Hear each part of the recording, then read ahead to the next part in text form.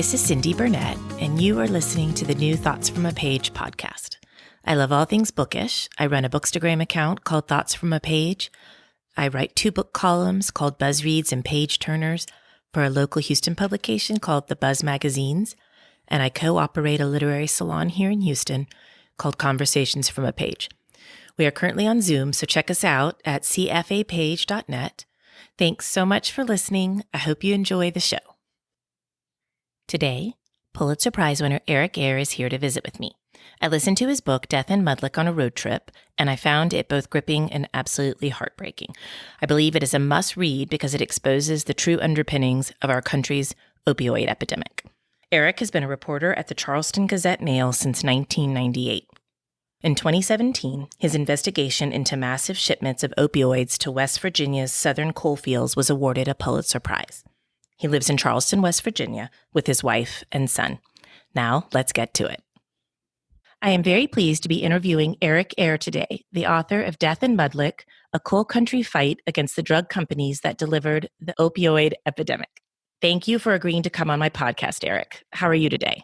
Oh, good. Thanks. Thanks for having me on. Why don't we start by talking about Death in Mudlick? Why don't you tell me a little bit about how you discovered the crisis and how the book came about?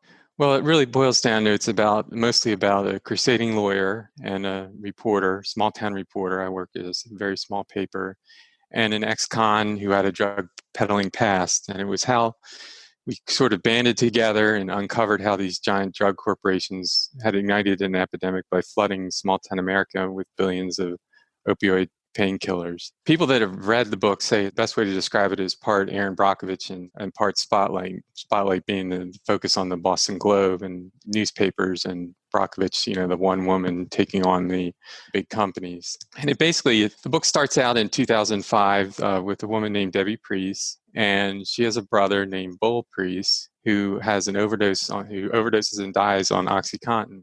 And at the time, the opioid epidemic was surging. Back in 2005, it's kind of right after Purdue Pharma made its big blitz for opioid sales. And her brother, named Bull Priest, was a coal miner. She made a vow to herself after he died. And he died in a place called Mudlick, which is the title of the book. It's a hollow, probably about 30 people. I've only been there once, but it's really in the backwoods, far away from you have to go down dirt roads, et cetera, to get there. But so she decides that her brother's not going to become another statistic, that he's not going to die in vain. So she finds a lawyer to file a wrongful death suit against the pharmacist who prescribed the OxyContin to her brother and also the doctor who wrote his last prescription. So she went through that. They had a settlement. She got about $40,000. And then she said, well, it's going on with her brother. She's talking to all the people in her community and was going on everywhere. And where she lives is called Mingo County, West Virginia. Just think about like Hatfield, McCoy feuds. That's where all this is what's taking place. And she winds up rounding up about 30 different people who either had overdosed and survived or had addiction problems or families who lost loved ones. And there's a lot of families. She keeps a long list of names of people who have died of overdoses that she knows personally. So they went up suing a bunch of different doctors. They went up suing a bunch of different pharmacists, sort of the bad actors that were running what they called pain pill clinics or pain pill pharmacies, just these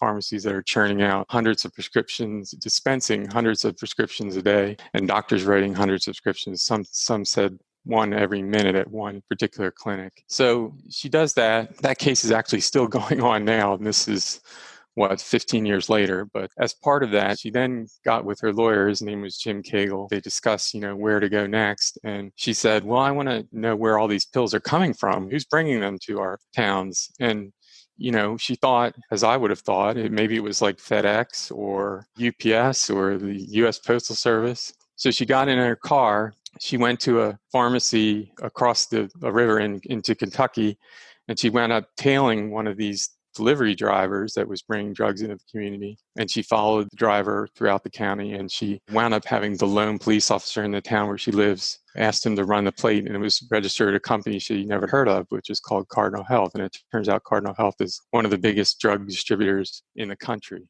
My part, I didn't really get into it until about 2013 when there was lawsuits that were filed, shortly after lawsuits were filed against the drug distributors. And it also kind of sums up, I kind of wrote this as a siren call for local watchdog journalism, sort of to show there is power in the press, even in tiny newsrooms like ours in southern West Virginia. And I also wanted to urge people, or a theme that goes through the book is this idea of sustained outrage. And that means it was a term coined by the late publisher of the Charleston Gazette. And it means that you hammer away at injustices until they're righted. And it's one thing, obviously, fighting the opioid epidemic, but the same thing can be applied to what's going on today with the White House and protests, et cetera. And so basically, I wrote the book to try to keep the spirit of sustained outrage alive.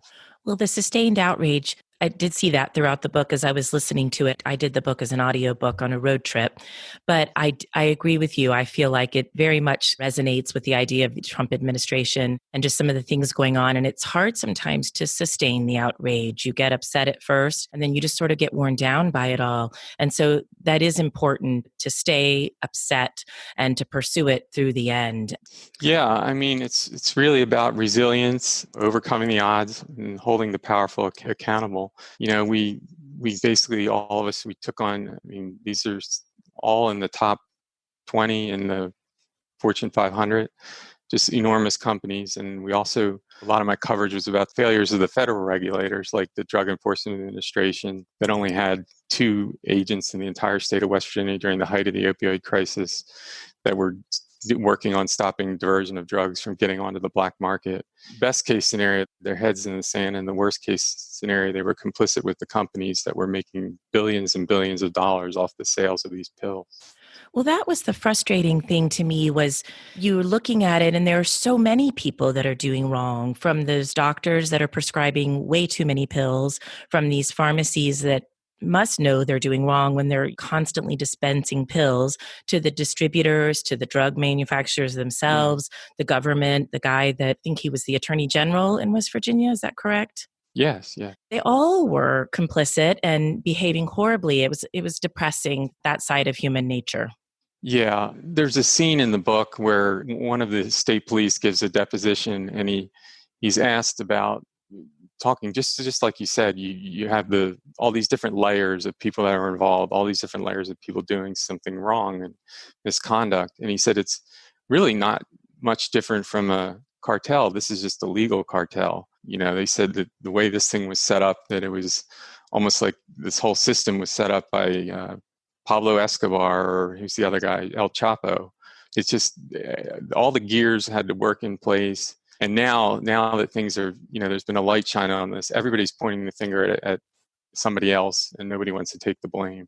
Well, there are so many bad actors, so it's unfortunate, but that would be, I think, an easy way to try to remove the blame from yourself, because there's so many other layers in it. And even like the sales reps, where I guess they were being incentivized to sell more and more pills, it was just not a great system for the people that were ending up impacted by it.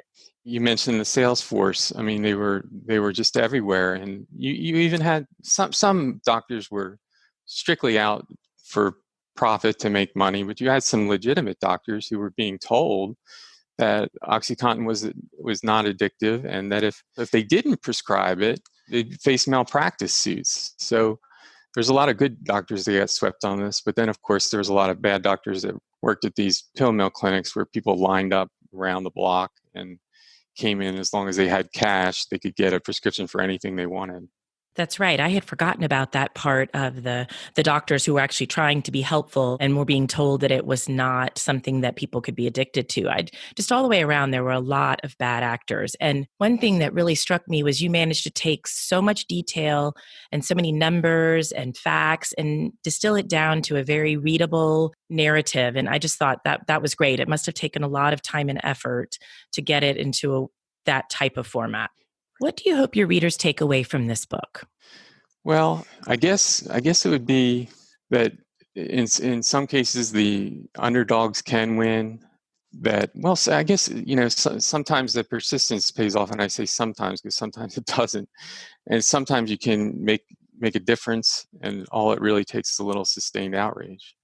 Tell me about winning the Pulitzer Prize for investigative reporting. Yeah, that was a totally surreal experience, Cindy. I had no clue that we were going to win. I didn't think we had a shot. Of course, I knew that they had entered, but I only had 3 stories that we entered, and they weren't very long stories. And most of the stories that win the Pulitzer Prizes, they're like 10 or 20 stories. And of course, most of the time it goes to the New York Times or the Washington Post. So I wasn't even in the building when it was announced, and they called me into the building. We didn't have the champagne ready like the others. And that was a funny thing. I didn't realize. I thought, oh, you get notice if you win a Pulitzer beforehand that they let you know so you can get all prepared. But because you see these shots of people hovered around the computers at the New York Times with glasses of champagne at the ready. Well, it turns out that they're going to win one way or the other every year.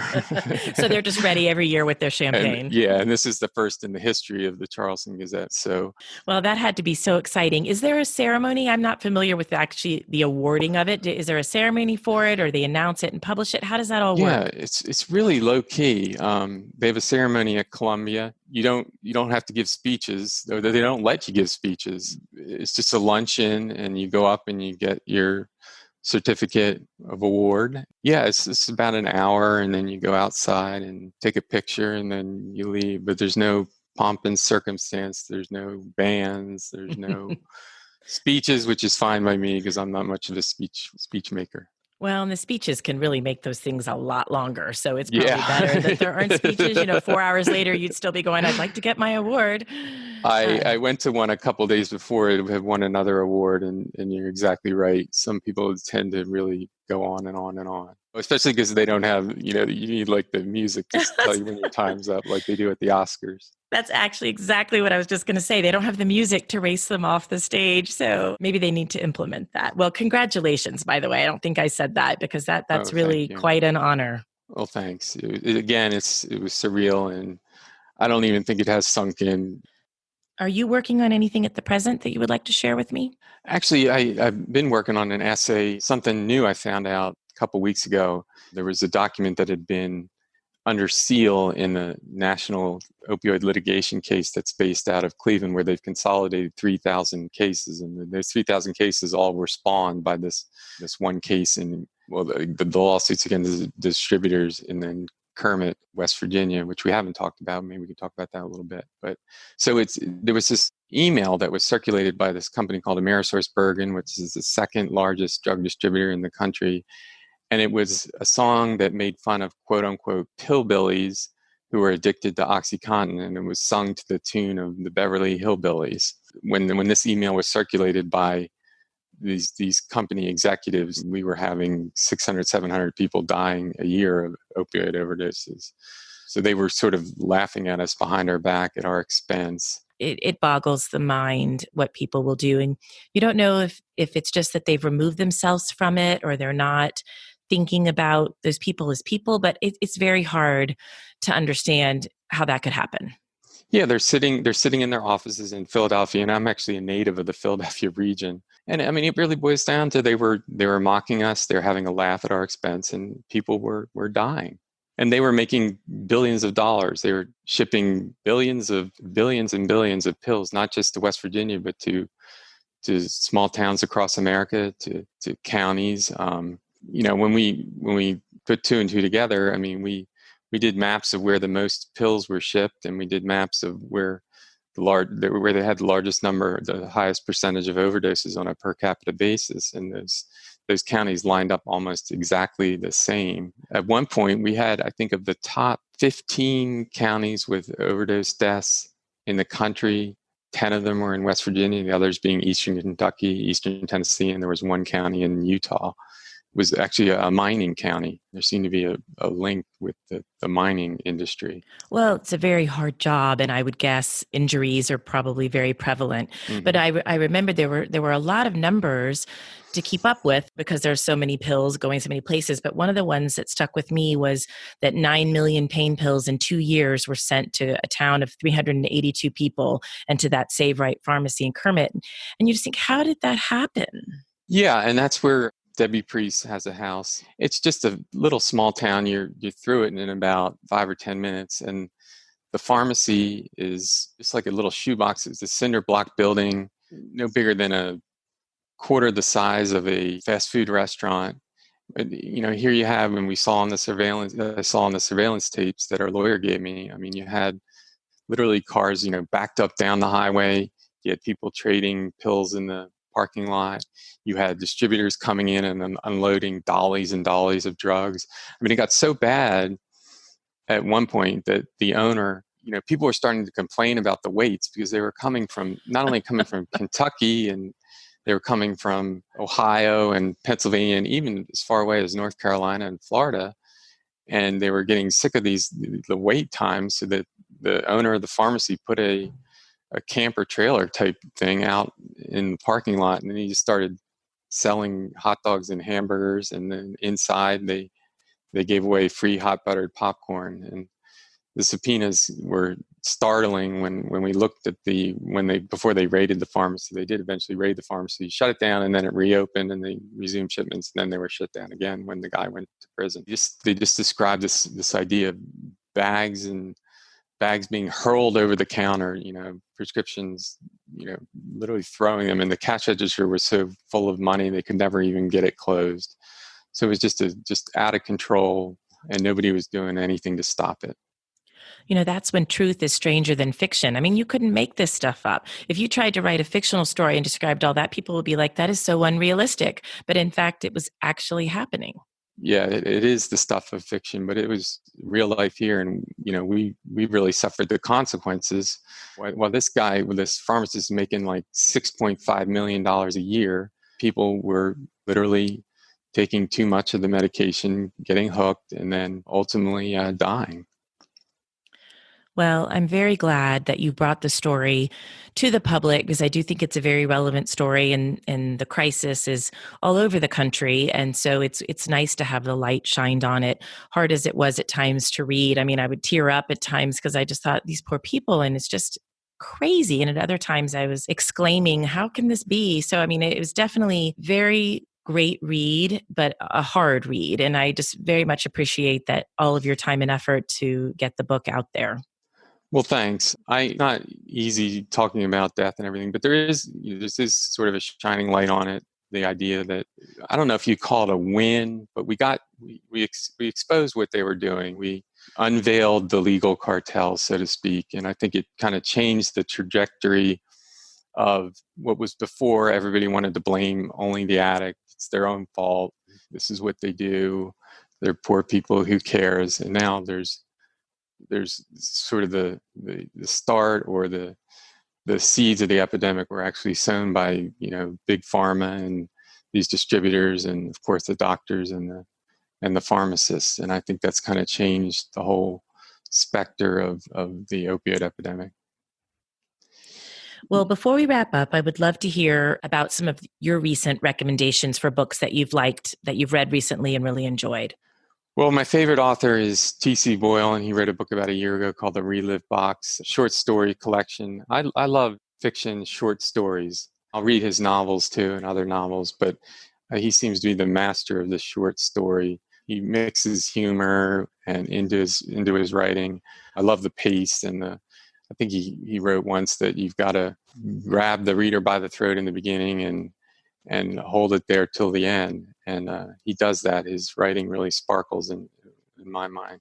The other thing I have is kind of a weird fascination with sports columnists from newspapers. It must be some kind of newspaper thing. Because when I was in 8th grade, I had to write a paper about what you want to be when you're grown up. And I would put a sports reporter, but there's this collection of sports columns called Best Sports Stories, and I read it in college and had them in high school, and I was still collecting them, and currently have all volumes of this collection from 1967 to 1991. It actually goes back to the 40s, so I need to up my game and get some earlier. But it's fun to sit down and read sports columnists. You just see them like hovering over the portable typewriter, and some probably hunting and pecking and slamming the carriage. I can't even remember what it's called. I actually have one around here somewhere. Still have a portable typewriter that I used once. Well, thank you so much for joining me. I really enjoyed talking about Death in Mudlick. It was one of the best reads I've read so far this year, and I just really appreciate your time. Well, thanks, Cindy, for taking an interest in the book, and really wish you well with everything that you're doing. And thanks so much for having me on. Thank you so much for listening to the Thoughts from a Page podcast. If you like this episode, and I hope you did, please follow me on Instagram at Thoughts from a Page. Leave a review wherever you listen to your podcast and tell all your friends about the Thoughts from a Page podcast. I would really appreciate it. Death in Mudlick can be purchased at Murder by the Book, where I work part-time. Thanks to KP Regan for the sound editing, and as always, thank you so much for listening.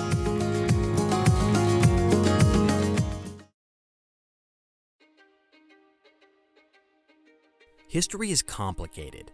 The story of human progress is long, messy, and riddled with controversies big and small. On Conflicted, we dive headfirst into history's most infamous events and contentious figures. We try and untangle the good from the bad, the fact from the fiction, and the monsters from the misunderstood. Was Genghis Khan a murderous butcher or a civic pioneer? Did the Allied powers go too far in firebombing the German city of Dresden at the twilight of World War II? And how did the Marquis de Sade acquire such a sinister reputation? And was any of it true? These are just a few of the tough questions we wrestle with and investigate on Conflicted. So if you love history or just enjoy a good story, please join me, your host, Zach Cornwell, for a fascinating new topic each and every month. Conflicted, a history podcast, is available on Spotify, Apple, or wherever else you get your podcasts. I hope to see you soon.